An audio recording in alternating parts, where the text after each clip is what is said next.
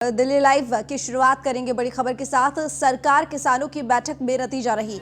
अब 8 जनवरी को होगी अगली बैठक। 8वें राउंड की बैठक में भी कोई बात नहीं बनी। तीनों कृषि कानूनों को वापस लेने की मांग पर किसान अड़े हुए हैं। कानून रद्द करने से कम कुछ भी किसानों को मंजूर नहीं है। तो आज एक बार फिर से सरकार की तरफ से बीच का रास्ता निकालने की कोशिश। सरकार और किसानों के बीच की आज 8वें दौर की वार्ता जो कि बेनतीजा रही। बैठक खत्म हो गई है, लेकिन कोई भी समाधान नहीं निकला, कोई भी फैसला नहीं निकला है, क्योंकि किसानों का साफ कहना है कि कानून रद्द करने से कम कुछ भी उनको मंजूर नहीं है। तो तीनों कृषि कानूनों को वापस लेने की मांग पर किसान बिल्कुल अडिग है, अड़े हुए हैं। अब 8वें राउंड की जो ये बैठक हुई, इसमें कोई बात नहीं बन रही है। इसके बाद 8 जनवरी को अगली बैठक होगी, जिसमें कोशिश की जाएगी कि कोई फैसला हो, कोई नतीजा निकले, क्योंकि काफी समय हो गया है किसानों को बैठे हुए सड़कों पर, बॉर्डर पर। ठंड का मौसम है, बारिश भी हो रही है, डबल अटैक मौसम का किसानों के ऊपर पड़ रहा है। 1 महीने से ज्यादा का वक्त, आज 40वां दिन है। ऐसे में आज 8वें दौर की जो बैठक हुई वो भी बेनतीजा निकली। अब आपको बता दें कि 9वें राउंड की बैठक होगी, लेकिन उसके लिए जो अगली डेट है वो है 8 जनवरी की। अब देखना होगा कि क्या 8 जनवरी को बात बनेगी या नहीं। तो ग्राफिक्स के जरिए आपको समझाते हैं कि आखिर मीटिंग में कृषि मंत्री ने क्या कुछ कहा। कृषि कानूनों को वापस लेने के मुद्दे पर कृषि मंत्री नरेंद्र सिंह तोमर ने कहा कि हमें देश भर के बाकी राज्यों के किसानों से भी बात करनी होगी, क्योंकि हमें बाकी देश के किसानों का हित भी देखना है। बहुत से राज्यों के किसान और संगठन कानूनों का समर्थन कर रहे हैं। तो ये बातें कृषि मंत्री नरेंद्र सिंह तोमर ने मीटिंग के दौरान कही, क्योंकि जिस तरह से फिलहाल अगर आंदोलन की बात की जाए तो पंजाब, हरियाणा और यूपी के किसान हैं जो कि आंदोलन पर बैठे हुए हैं। तीनों ही कानूनों को रद्द करने की मांग के साथ साथ ही एमएसपी को लेकर यहाँ पर कोई भी एश्योरेंस सरकार की तरफ से चाहिए किसानों को। लेकिन आज की जो 8वें दौर की वार्ता थी ये बेनतीजा रही। लेकिन मीटिंग में कृषि मंत्री नरेंद्र सिंह तोमर ने कहा कि कृषि कानूनों को वापस लेने ऐसा नहीं है। किसान यूनियन लगातार चर्चा कर रही है, और जब हम तारीख तय करते हैं तो किसान यूनियन की रजाबंदी से ही तारीख तय करते हैं। हम अपनी तरफ से तारीख नहीं देते। सर, तारीख तो बहुत सारी तय हुई, लेकिन सारी तारीख तय होने के बाद किसान बाहर आके कहते हैं कि बात वहीं के वहीं अटकी है, और जब तक बिल वापस नहीं होगा तब तक हम पीछे नहीं हटेंगे। तो अगर ये बिल वापसी पे ही अगर ये अड़े रहे तो फिर सरकार का रुख क्या होगा? मुझे लगता है जल्दी समाधान होगा।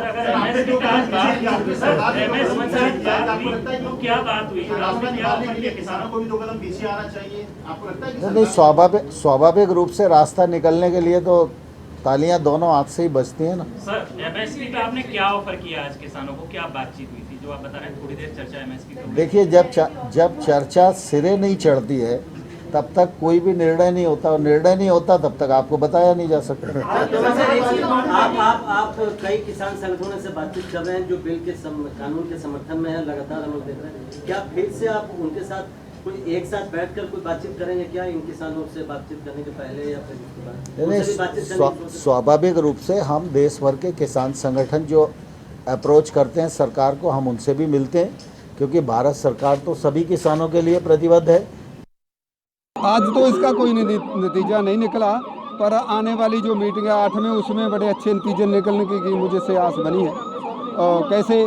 क्योंकि हमने जो मीटिंग की है आज, उसमें सबसे पहले 5 दर्जन जो किसान शहीद हो चुके हैं उनको श्रद्धांजलि अर्पित की गई है।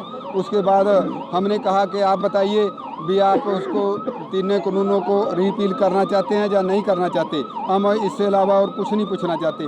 तो बार बार पूछते रहे कि पिछली मीटिंग में कहा था इस पर कैसे होना चाहिए, रिपील कैसे होना चाहिए, इस पर चर्चा होगी। हमने कहा ये चर्चा करना आपका काम है, हमने तो रिपील होने चाहिए तीनों, और जेड़ा एमएसपी है उस पर भी बात होनी चाहिए। तो सरकार ने सोचा, तो फिर दोबारा लंच टाइम के बाद जो मंत्री जी आए अपने उच्च मंत्रियों से बातचीत करके, नेताओं से, तो उन्होंने आकर कहा कि अच्छा चलो आप नहीं मानेंगे तो नेगोशिएशन का मतलब तो ये होता है भी दोनों तरह नज़दीक लगती हैं, पर आप ऐसे नहीं कर रहे। देखो, स्पष्ट रूप में इसमें कोई नतीजा नहीं है, लेकिन केंद्र सरकार ने ये मान लिया है, हमारी मांग जो थी वे तीनों कानूनों को रिपील किया जाए। और 8 तारीख को जो बैठक हो रही है उसमें सिर्फ रिपील करने की क्या प्रक्रिया होगी उस पर ही बात होगी। इससे कम नहीं होगी। फिर दोबारा से एक और बैठक के लिए और आगे कर दिया गया कि बैठक आगे दी जाएगी, यानी कि 8 तारीख जो दी गई है वो भी फिर अगली बार दी गई है। नहीं, बिल्कुल नहीं, कोई नतीजा नहीं। सरकार ने कोशिश की कि हम क्लॉज बाई क्लॉज कानूनों पे बात करें, लेकिन हमने मना कर दिया। वो उस पर हमने कोई बात नहीं करनी। बात करनी है तो इस पे करनी है कि केंद्र सरकार तीनों कानूनों को रिपील करने के लिए क्या प्रक्रिया अपनाएगी। गाजीपुर बॉर्डर पर बैठे किसानों का कहना है कि समाधान नहीं निकला तो किसान 26 जनवरी को न सिर्फ लाल किले पर तिरंगा झंडा फहराएंगे बल्कि और ट्रैक्टर रैली भी निकालेंगे।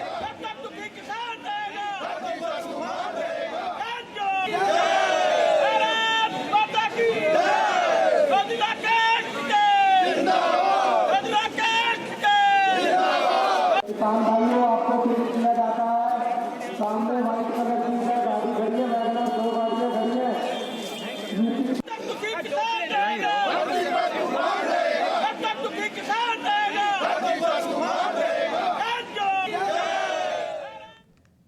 दिल्ली के चांदनी चौक में हनुमान मंदिर तोड़े जाने और कोरोना के वैक्सीन पर जारी फतवे जैसे मुद्दों पर उन्नाव से बीजेपी सांसद साक्षी महाराज ने अपनी प्रतिक्रिया दी। सुनिए न्यूज़1 इंडिया से खास बातचीत में बीजेपी सांसद साक्षी महाराज ने क्या कुछ कहा। चांदनी चौक में हनुमान जी के मंदिर को तोड़ा गया, इस पे आपकी क्या प्रतिक्रिया है? देश के विभाजन से लेके अब तक कुछ पूर्वाग्रही राजनेता केवल देश में तुष्टीकरण की राजनीति करते रहे। ये मैं दुर्भाग्य ही कहूंगा कि केजरीवाल जैसे लोग, सड़कों पर बहुत सारी मज़ारें बनी हुई हैं, मज़ारों को तो हाथ लगा नहीं सकते, परंतु कभी संत रविदास के मंदिर को तोड़ देते हैं विकास के नाम पर। अब हनुमान जी के मंदिर को तोड़ दिया। उन्हें ये पता नहीं कि हनुमान जी महाराज ने अगर गदा घुमा दी और उनकी पूंछ के लपेटे में आ गए तो फिर लंका बचने वाली नहीं है केजरीवाल की। इसलिए केजरीवाल को होश हवास में काम करना चाहिए। मैं इसकी निंदा करता हूं, उनकी तुष्टीकरण की निंदा करता हूं, उनकी हिंदू विरोधी नीति का भर्त्सना करता हूं और निंदा करता हूं। और आने वाले समय में इसका परिणाम केजरीवाल जी को भुगतना पड़ेगा। महाराज जी, कोरोना की वैक्सीन आ गई है, अभी 2 वैक्सीन आ रही है, लेकिन इस पे भी फतवा जारी हो जा रहा है, इसको का भी इस्तेमाल करने से लोग मना कर दे रहे हैं। आप शायद नाम लेने में डर रहे हैं। रजा अकादमी मुंबई वो भी हैं, और उस पढ़े लिखे उत्तर प्रदेश के पूर्व मुख्यमंत्री माननीय अखिलेश यादव जी, वो कह रहे हैं कि हम नहीं लगाएंगे, ये नया कोरोना है। मुझे लगता है ये भारत का और भारत के वैज्ञानिकों का घोर अपमान है। इन लोगों को समय रहते वैज्ञानिकों से और भारत से क्षमा मांगनी चाहिए। इतना बड़ा अपमान करने का किसी को अधिकार नहीं है। संयोग से मैं साइंस एंड टेक्नोलॉजी कमेटी में हूँ। दिन रात बहुत प्रयास करने के बाद, मेहनत करने के बाद, हम लोगों के बहुत आग्रह करने के बाद, कांग्रेस के रमेश जी उसमें चेयरमैन हैं, बहुत प्रयास करने के बाद, दिन रात मेहनत की वैज्ञानिकों ने, तब वैक्सीन लेके स्वदेशी लेके आए हैं। तो वैज्ञानिकों का सम्मान होना चाहिए, उन्हें अपमानित करने का किसी को अधिकार नहीं है। तो जो मुंबई से आवाज़ आई है और जो अखिलेश की आवाज़ आई है, बहुत ही निंदनीय है। समय रहते इनको वैज्ञानिकों से क्षमा मांगनी चाहिए। जी बिल्कुल। तो ये थे हमारे साथ साक्षी महाराज जी, जिनका कहना है कि जो वैक्सीन का विरोध कर रहे हैं उनको वैज्ञानिकों से माफ़ी मांगनी चाहिए। न्यूज़1 इंडिया के लिए। कोरोना वैक्सीन को लेकर पक्ष और विपक्ष के बीच राजनीति गर्मा गई है। जहां सत्ता पक्ष वैक्सीन को जल्द लोगों तक पहुंचाने के वादे कर रहा है, तो वहीं विपक्ष कोरोना वैक्सीन को लेकर लगातार सवाल खड़े करने में लगा हुआ है। तो लोगों की मिलीजुली प्रतिक्रिया नजर आई। कुछ लोगों ने वैक्सीन को लेकर वैज्ञानिकों और केंद्र सरकार को धन्यवाद किया, तो कुछ लोगों ने कहा कि जल्दबाजी है। तो जल्दबाजी में वैक्सीन के फैसले इस वक्त सरकार ले रही है। न्यूज़1 इंडिया के कैमरे पर हम लोग ये जानने की कोशिश कर रहे हैं कि कोविड वैक्सीन को 3rd राउंड ट्रायल को मंजूरी मिल चुकी है। ऐसे में लोगों के मन में क्या सवाल है कोरोना वैक्सीन को लेकर, यही सब जानने के लिए आज हम पहुंचे। सर, आपका बहुत बहुत स्वागत है। कोरोना वैक्सीन का ड्राई रन चल रहा है, आप लोगों के मन में क्या सवाल है? जी हाँ, ये देखिए, ये हमारे भारत के लिए एक बहुत बड़ी उपलब्धि है। जो हमारे साइंटिस्ट और जो डॉक्टर्स ने आज इस अचीवमेंट में पहुँचे हैं, तो मैं तो ये उनको एक तहे दिल से शुक्रगुजार हूँ और heartfully thanks for every Indian being जो कि इस काम के लिए इतने ज़्यादा प्रयत्न किए हैं और मुझे पूरा भरोसा है कि ये हम सक्सेस करेंगे और बाकी देश की तुलना में हम इसको जो है सक्सेस करेंगे। इतना कोविड वैक्सीन आया है और उसको लेकर चर्चाओं में है, आपका क्या व्यूज़ है? वैक्सीन तो मेरे हिसाब से पहले ही आ जानी चाहिए थी, क्योंकि इस पर रिसर्च करना ज़्यादा डिफ़िकल्ट नहीं था मेरे हिसाब से। दूसरी बात, मुझे अभी ये लग रहा है कि वैक्सीन शायद पहले आ चुकी थी, या तो ये थोड़ा डिले किया गया है या कुछ है समथिंग।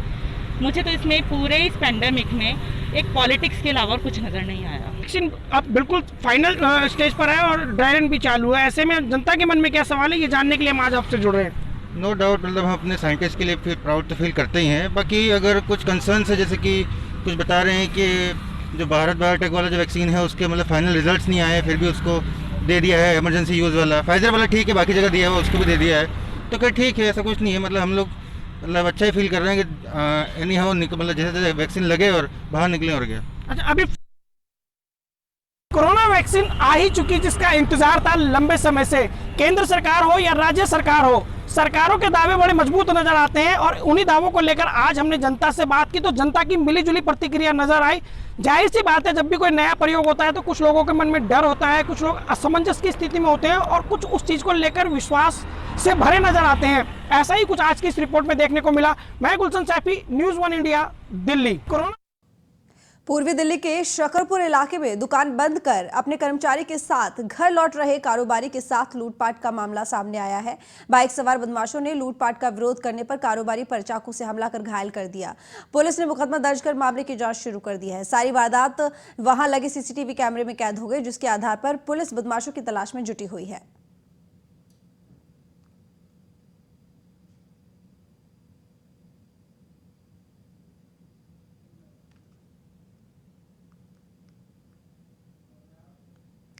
राजधानी दिल्ली के वजीराबाद पुलिस ने कुख्यात स्नैचर को अवैध शराब के साथ गिरफ्तार किया। पुलिस को सूचना मिली थी कि एक पिकअप वैन अवैध शराब लेकर उनके इलाके में आने वाली है और इसी दौरान पुलिस ने ये छापेमारी की और स्नैचर को गिरफ्तार कर लिया। पकड़े गए आरोपी की पहचान नरेला बंटी के रूप में हुई है, जो कि पहले स्नैचिंग के 2 आपराधिक मामलों में शामिल रह चुका है।